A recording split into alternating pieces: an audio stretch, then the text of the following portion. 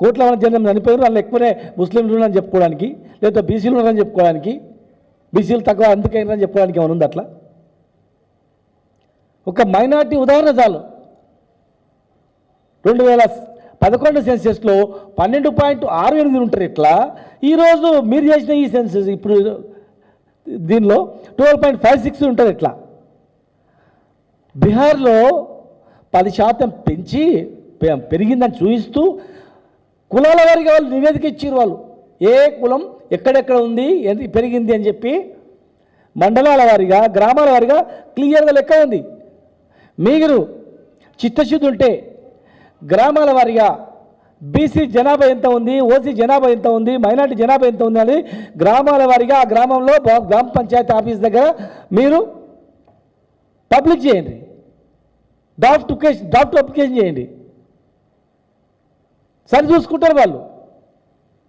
సంవత్సరం వరకు కాముండి అడవుడి ఏం అడవుడే 7th అసెంబ్లీ పెడతామన్నారు, దాన్ని మరి 5th అన్నారు, మళ్ళీ దాన్ని మరి 4th అన్నారు.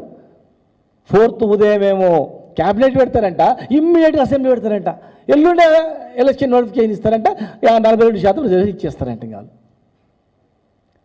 మీకు బీసీల పట్ల ఎంత చిత్తశుద్ధి ఉందని చెప్పడానికి మీరే 4-5 వేల పేజీల నివేదిక ఉంది అన్నారు. మరి 1000 పేజీల నివేదికను ఉదయం 4 గంటలకు పెట్టి మళ్ళా 10 గంటలకు అసెంబ్లీ పెడితే 1000 పేజీలు శాసనసభ్యులు ఎట్లా చదువుతారు, ఎట్లా చర్చిస్తారు? చదవకుండానే చర్చను మమ అనిపించి అసెంబ్లీలో మీకు ఎంత ప్రేమ ఉంది, 7 తారీఖు 6 తారీఖు తీసుకొచ్చినాం, 5 తీసుకొచ్చినాం, 5 తారీఖు 4 తీసుకొచ్చినాం, 4 తారీఖు నాడు పెట్టి క్యాబినెట్ ఆమోదం చెప్పినాం, అయిపోయింది అనేటట్లు చేయడంలో అంతర్యం ఏముంది అని అడుగుతాను మేము. పచ్చి అబద్ధం. ఈనాడు టెక్నాలజీ ఉంది, ఈసీఎల్ కంపెనీలు ఉన్నాయి, కంప్యూటర్ చాలా ఉన్నాయి, ల్యాప్టాప్లు చిన్న ట్యాబ్లు ఉన్నాయి. మీరు ట్యాబ్లు ఇచ్చి టీచర్లకు మొత్తం తెలుసు, చదువుకునే వాళ్ళతో చేయించిన అంటారు కదా, మీరు ట్యాబ్లు ఇచ్చి ట్యాబ్ ద్వారా సేకరించి ఇమ్మీడియట్గా సేకరించినటువంటి డాటా క్షణాల మీద సర్వర్కి వచ్చేటట్టు చేసుకొని ఇమ్మీడియట్గా ఇచ్చే అవకాశం మీకున్నా, కాగితాలు ఇచ్చి కొన్ని ప్లేస్లలో ఏమి నింపనిక సౌరాలలో కూడా పంపించి, ప్రైవేటులను పంపించి, ఆయాలను పంపించి మీరు అడావుడి చేసి తప్పుల తడక అక్కడ ఎవరు సర్వే చేయకపోయినా చేసినట్లు మీరు అడావుడి చేసి ఇలా మరొకసారి బీసీలను మోసం చేయడానికి, ఎలక్షన్లో గెలవడానికి ఇది ఒక కుట్ర. మీరు జరగబోయేది మేము చెప్తాం. మీరు ఏం చేస్తారంటే అసెంబ్లీ తీర్మానం చేస్తారు, ఇగో సెంట్రల్ గవర్నమెంట్ పంపించినాము, ఇగో సుప్రీంకోర్టులో ఇట్లా అడ్డంకులు ఉన్నాయి, చేయనీకి రాదు, సుప్రీంకోర్టులో 50% మించొద్దని చెప్పింది కనుక మేము చేసినాం, ఇక కేంద్రం మీద దొబ్బేస్తాం అని అనుకుంటున్నాం. ఇలా 42% రిజర్వేషన్ అమలు చేయడంలో మీరు బీజేపీ సహకారం తీసుకొని ఏం చేస్తారో తెలియదు. చాలా అంశాల్లో ఢిల్లీకి పోతున్నారు. ఇప్పటికీ నెలకు 3 సార్లు పోయి వచ్చిండ్రు, 100 సార్లు ఏం పోయినరంట. మరి ఎన్నిసార్లు పోయినరు మరి? అందరూ ముఖ్యమంత్రి గారే 40 సార్లు 30 సార్లు అన్నారు. మరి మంత్రులు, ముఖ్యమంత్రులు చాలామంది పోతున్నారు, కేంద్రంలో మంత్రులను కలుస్తున్నారు. మరి మీరు ఏం చేస్తారో? మాకు కావాల్సింది 42% రిజర్వేషన్, మాకు కావాల్సింది సరైనటువంటి నివేదిక. అడావుడి చేసి ప్రజలను మోసం చేయొద్దు. దయచేసి బీసీలు ఎవరైతే అక్కడ కాంగ్రెస్లో ఉన్న నాయకులు కూడా మేము చెప్తా ఉన్నాం, ఇప్పటికే ప్రభుత్వం వల్ల ప్రజలల్లో ఎంత ఇబ్బంది పడుతున్నారో మీరు చూస్తున్నారు. మీ ఎమ్మెల్యేలే ఎన్ని కష్టాలు పడుతున్నారో మీరు చూస్తున్నారు. మీ ఎమ్మెల్యేలే ఎన్ని బాధలు పడుతున్నారో పత్రికలలో చూస్తున్నారు. మీ ఆత్మకు తెలుసు ఏం జరుగుతుంది అనేది. సరే, మీ పార్టీ మీ ఇష్టం, మీరు ఏమైనా చేసుకోండి. ప్రజలలో ఎంత వ్యతిరేకత ఉందో మీకు తెలుసు, ప్రజలు ఎంత ఆగమైందో తెలుసు. ఏం జరుగుతుంది తెలంగాణలో యూట్యూబ్ పెట్టుకొని చూడండి, ఏ ఛానల్ పెట్టుకొని చూడండి, ఏ గ్రామం కోనరి ఒక చిన్న మైక్ పెట్టండి, ప్రజలు చెప్తారు ప్రభుత్వ పనితీరు ఏముందని. మీ కర్మ మీ ఇష్టం. కానీ బీసీల దగ్గరకు వచ్చిండ్రు, ముట్టుకున్నారు.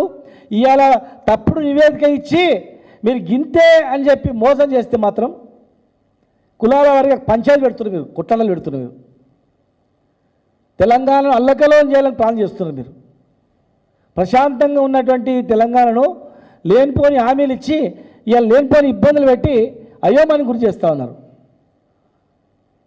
సర్వే తప్పు, 100% తప్పది. మళ్ళా రీసర్వే చేయాలి. 4 రోజులు పోయినా పర్లేదు, ట్యాబ్లు ఇచ్చేయండి, బాధ్యత ఇవ్వండి. గ్రామంలో అయిపోగానే ఆ గ్రామంలో టోటల్గా ఈ గ్రామంలో ఇన్ని ఇండ్లు ఉన్నాయి, ఇంత జనాభా ఉందని చెప్పి ఆ గ్రామంలో పబ్లికేట్ చేయండి. పంచాయత్ సెక్రటరీకి బాధ్యత ఇవ్వండి, కలెక్టర్లకు బాధ్యత ఇవ్వండి.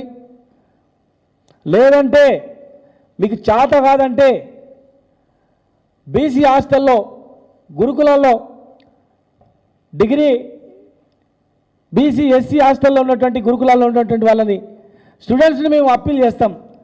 అరే బిడ్డ, వారం రోజులు 10 రోజులు మన గురించి కష్టపడదాం, ట్యాబ్లు ఇస్తారు, మీరు సర్వే చేయండి అని మేము సర్వే చేసి మీకు నివేదిక ఇస్తాం, మాకు ట్యాబ్లు సప్లై చేయండి.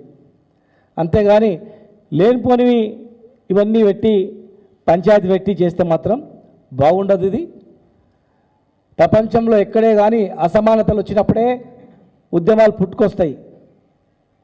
అందరినీ సమానంగా చూస్తే ఎక్కడ కూడా కొట్లాటలు ఉండవు.